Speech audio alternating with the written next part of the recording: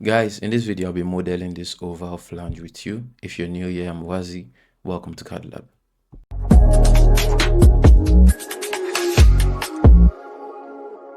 Alright, so I'll start from my SolidWorks home. Here, I'll select New at the top here, Part, and click on OK. So it takes you to a new part file modeling workspace. I'll expand this a bit and double check, make sure your units are in millimeters. So I'll start with my top plane, select top plane and click on sketch. And here I'll draw a center point slot. So come to sketch, select center point slot. If it's not selected, just make sure it's selected in this menu. Then I'll start from my origin, expand a bit and draw that slot. So to dimension this, come to smart dimension. This center line here, I'll make 22.5 mm.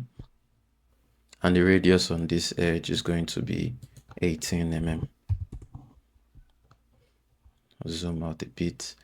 And then once I have that, come to features, select extrude boss or base, and I'll extrude that by 4.4 mm. So select OK, and now you have the extrusion. So next I'll do the next level of this. So I'll select this face, select sketch, and I'll also sketch a center point slot from the origin. Select my origin, expand a bit, and we'll dimension, smart dimension as well. We'll dimension this center line to be 22.5. And the radius on this end is going to be 7.6 mm.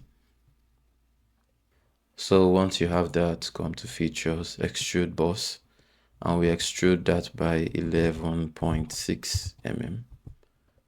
You see a preview, click on OK, and you're good. So zoom in on this.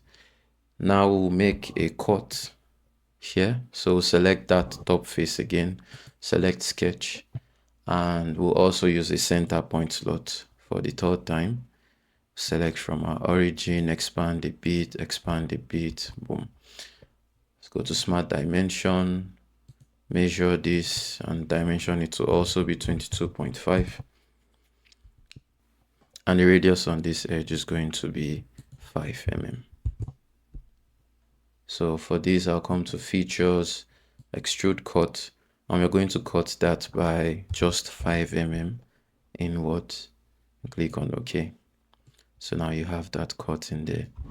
So next I'll cut the through holes that go through this all the way to the bottom. So I'll select this new surface, click on sketch. So all I need to draw are two circles. So I'll come to sketch, select circle, and you hover your cursor on this end here, this edge, and select the center point. Then expand. We'll do the same thing for this corner here. We move to the center point and expand. So I'll select these two circles and add a relation, make them equal. Then come to smart dimension at the top, and I'll dimension just one of these, and I'll make that 5 mm. Okay, so come to features, extrude cut, and instead of blind, I'll just select through all. Click on OK.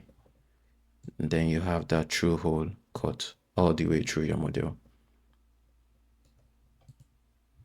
Now that we have that, we'll go on and create a whole bunch of points on this face where we'll add our counterbores. So select that face and click on sketch, and I'm going to draw yet another slot. So center point slot from the origin all the way here, expand. So this, come to smart dimension, and this center line is also going to be 22.5, and the radius on this edge is going to be 13. Exit. So I'll select the whole loop here, and I'll come to options, select for construction. So we have construction lines there. So now our goal is to use these snap points here, these points here in between all these entities as placements for our countable. So, but two things we are missing here is we want 6 of them, so we have 4 already. We don't need to redraw them or re-add points. So just these two here, one should be at this end and one here. So come to sketch, come to point here, select point, and we'll hover our cursor to here. We'll see this snap point here, snap on this, same thing on this end, we snap on that. Exit, and now you have those 6 snap points. So I'll just exit the sketch overall, and we'll go ahead and add the counterbores. So I'll come to hole wizard, select hole wizard, and it brings this up on your left pane. So it's super easy to use. So on hole type, select counterbore. This is the counterbore here. And as far as standard, just skip all of this because we'll be making a custom one. So if you don't have this show custom sizing toggled on, make sure you toggle it on so you can put in your values. So for the true hole diameter, we'll make that 3.4. The next you define is your counterbore diameter, that's the head. We'll make that 7 mm. And for your counterbore depth, we'll make that 1 mm. And then we'll move on, come to this top and select positions. Then we select this face, and now we can select those snap points we made. So here's 1, this is number 2, place number 3, we have 4, here's 5, and here's 6, the last one. So once you have those in, click on OK, and boom, you have your counterbores. So I'll just come here, select rebuild, so that sketch disappears. And I'll select my sketch 5 as well. I don't need it any longer, but I'll hide it. So to finish this up, we'll add some fillets.